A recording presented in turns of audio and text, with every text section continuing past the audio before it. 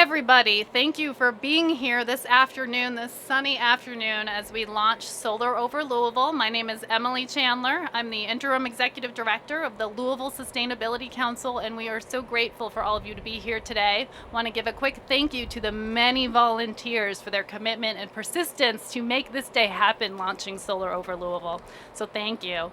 I'm going to introduce our Board of Directors Chair. This is Chuck Lambert to my left. He's going to speak a little bit about the LSC. Chuck has been with the LSC for a few years now. He was formerly a vice president at Humana, and now he is retired, working in his fifth generation family manufacturing business. So, Chuck. Now, is this not a great day to talk about solar? Very, very nice day out here.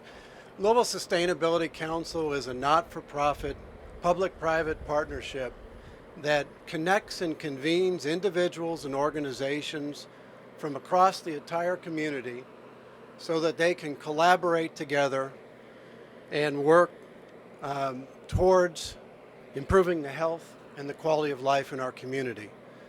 And these are people who are very passionate about sustainability.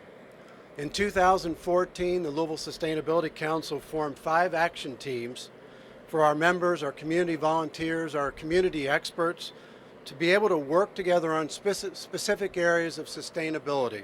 Things like green buildings, transportation, tree canopy, and the green economy. Today, Louisville Sustainability Council is proud to launch the Solar Over Louisville initiative, which grew out of the collaborative efforts of our Green Economy Action Team while assessing community sustainability needs in areas like renewable energy and materials recovery.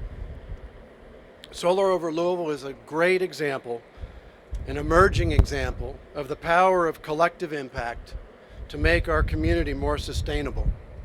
Anyone in Louisville who is passionate about growing solar as a renewable energy source will want to get involved in this Solar Over Louisville initiative. As Louisville Sustainability Council helps the community grow its sustainability toolbox, renewable energy is among the first tools. Solar Over Louisville starts to build that tool through education, awareness, and realization.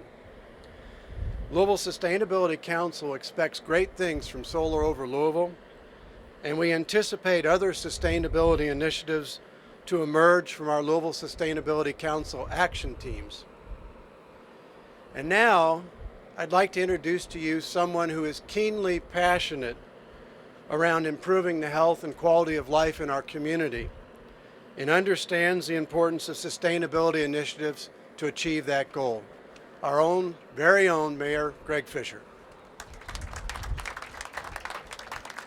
Thank you, Chuck. Appreciate that, and good afternoon, everybody. It's good to be with you on this sunny day. You know, they say that wind turbines are not appropriate for Kentucky. And only these last few months, I'm starting to change my mind about that. So we could get a combo up here today. Look, we've got a lot of momentum in the city in a lot of different ways. We got people coming together in many different ways. Chuck talked about collective impact and the importance of that. So that's bringing together many different perspectives on a problem so that we can make sure we're looking at the problem as a system. We've pulled ourselves out of the recession faster than every city except 3 in the country. Almost 50,000 new jobs have been created. We created a year-round tourism experience with Bourbonism, right? And we've got tourists coming now for our local food and bourbon economy. Our brandy economy here at Coppers and Kings is a great example as well. We've reworked our entire economic development strategy around 5 pillars, and then we've tucked our cradle to career education plan in that as well, a system of lifelong learning. So when we take a look at our sustainability efforts, I mean, this is a massive challenge for us in the community because it is so far-reaching, from energy to the environment, health. You hear us talk about trees, air quality, soil quality, water quality, et cetera, et cetera. So that's why the effort here today of Solar Over Louisville is so important. I mean, the government can do so much, and government is us.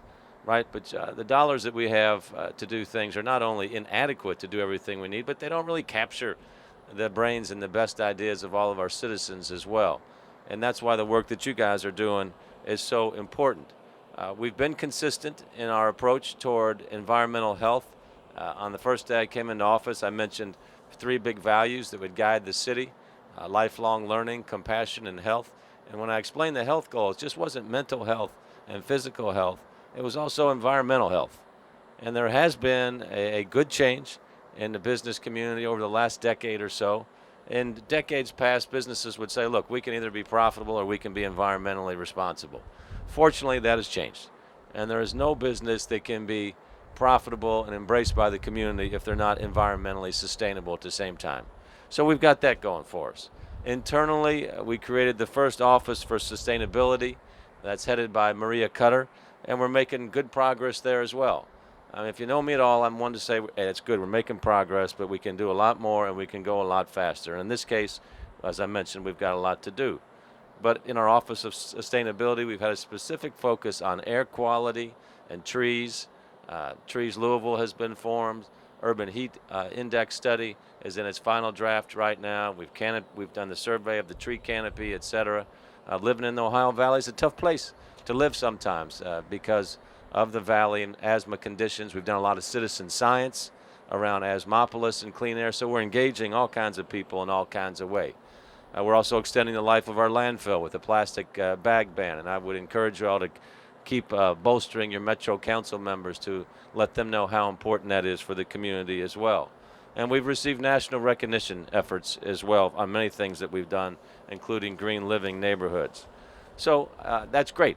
We should be able to pat ourselves on the back and say we're making progress. But the bottom line is you all would not be here today if you didn't think that we could make a whole lot more progress. And we can certainly do that as it relates to solar. The Louisville Sustainability Council and its Solar Over Louisville program, in addition to collective impact, by definition, that means that you all are bridge builders to the community. We need more education and we need more advocacy with solar.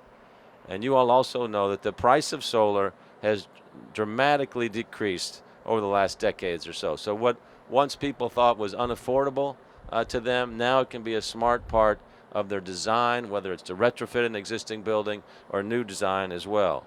So we need your all's help in this area. We need the Metro Council's help. Councilman Hollander is going to speak here in a minute. I see Councilman Blackwell in the back as well.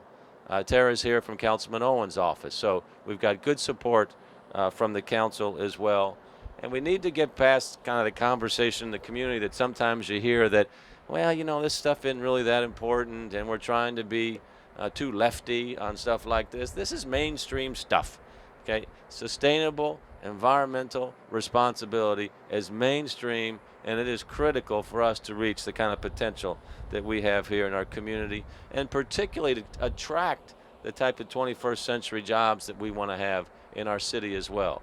It is very common when we're talking to our economic development prospects for us to have a conversation on many things other than economic development incentives. How are we doing as a compassionate city? What's that mean? How's our air quality? How active is our sustainability community? How prevalent is our bike paths in the community as well? And you all know these things are not a given in many people's minds in terms of being necessary components for a growing, sustainable, high quality of life city. So don't underestimate the importance of your voice and how you got to just keep at it.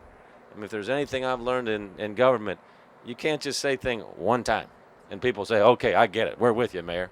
You know, sometimes it's, okay, I get it, I'm totally against you. And sometimes it's, no, you got to say the same thing about 7 to 10 times before people are finally saying, okay, I get it now, and I'm ready to help. So